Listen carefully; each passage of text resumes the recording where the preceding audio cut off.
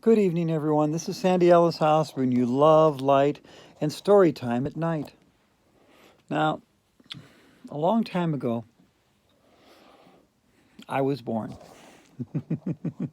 like most of you. But this one is when I was born anew. And this being born anew happened when I was about 13 years ago. I was diagnosed with high blood pressure, diabetes, and lost my gallbladder. I was 285 pounds, and I ended up in the hospital. And when I came out, I decided that I wanted to live. It was pretty much a near-death experience. And I went out searching new things, and I decided something was drastically wrong with who I thought I was.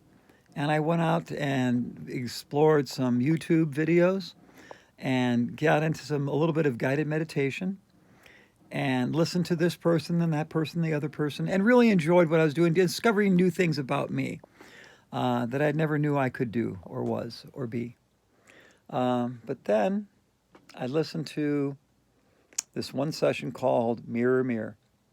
And in it, this person pulled me into a mirror, turned me into a woman, and fracked my brains out. But that's not the important part. The important part is that when that happened, I looked deep into my own soul and I saw this little seed, this little core in me, and this little seed broke open. And what opened up and I saw inside of me is that my core, my center, my soul had always been female. I went, oh. It was like a little epiphany, and this little stone landed in the water, and I saw ripples going in all directions. I saw these little waves going out.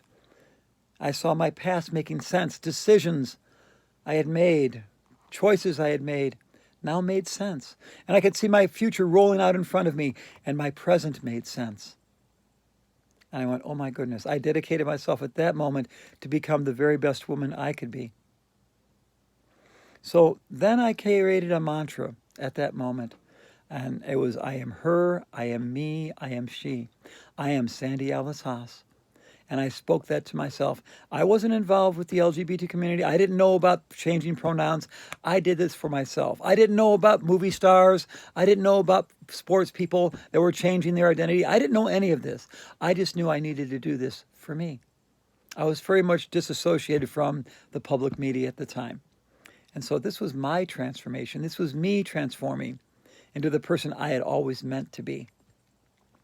And I went back to some people I had listened to in the past, some of the people that made hypnosis tapes that I loved, but I avoided the topics on feminization. And I went back to this one person I really liked. Her name was Ember. And she had this one session called Power of the Name. It was a guided meditation, only about 5 minutes, that took you from your male name to your female name. And at that moment, that was the first time I really thought, what should my female name be? And I went, should it be Glenna or Glenda? I went, no, that's too close to what I was. And I went, okay, I know. I remember. The very first person I ever had a crush on was Sandy. And I was 14, she was 14. She lived on the other side of the blocks. I never said hello, never went on a date. I don't think she knew I existed, but still, she was my first crush. And the only person I've ever asked to marry me, she was also Sandy. And I was in a church at the time. And you didn't even date unless you already planned on getting married. I was 18. She was 26. There was 24. There was years of difference between us. There's like 6 years between us. But there's 6 years between my mom and dad. So I asked her. I was for sure she was going to say no and laugh. And she did. And I also never had sex, never had a date with her.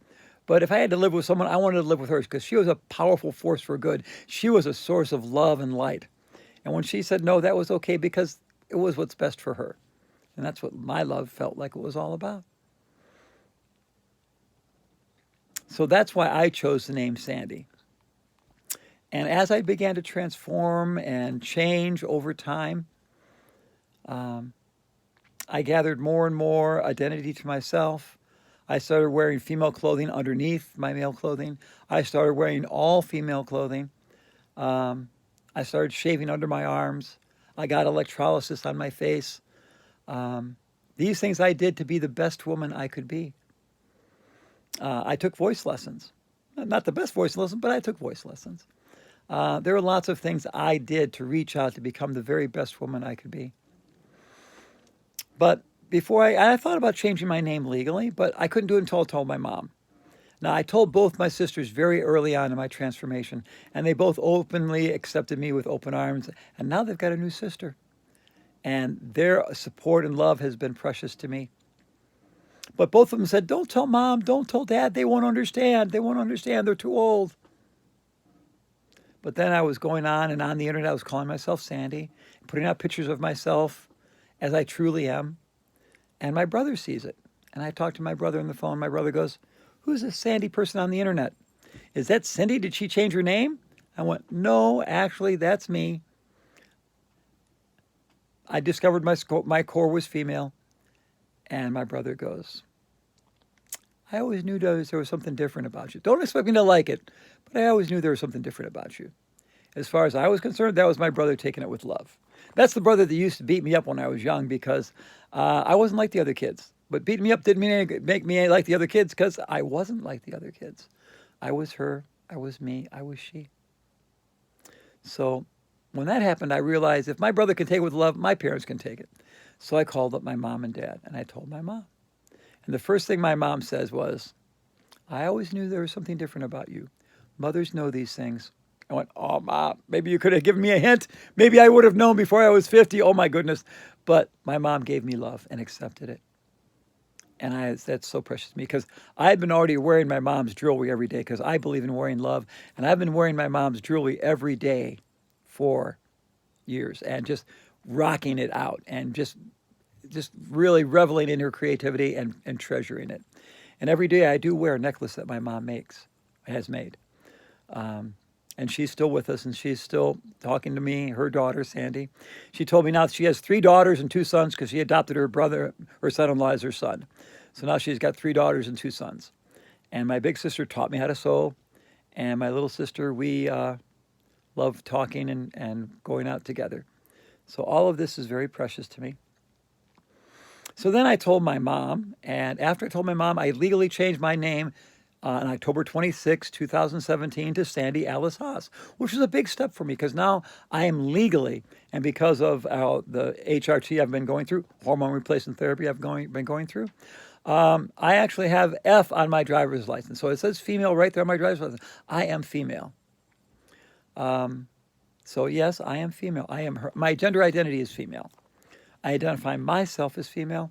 And most people that meet me know that I identify myself as female. I'm not perfect, and I am always trying to transform myself to be better, but this is me. So after I legally changed my name, I was talking with my mom. And my mom goes, "Do you know there's another reason why you might have picked the name Sandy?" And I go, "Why is that, Mom?" She goes, "Did you know that Alice Granger, which is my grandmother, because Sandy Alice is actually my grandmother's name.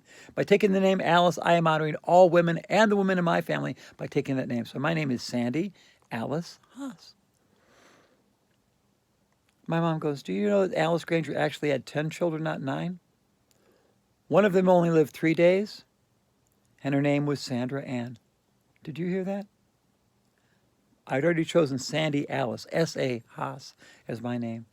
And my aunt, that I never knew, who lived only 3 days, was Sandra Ann.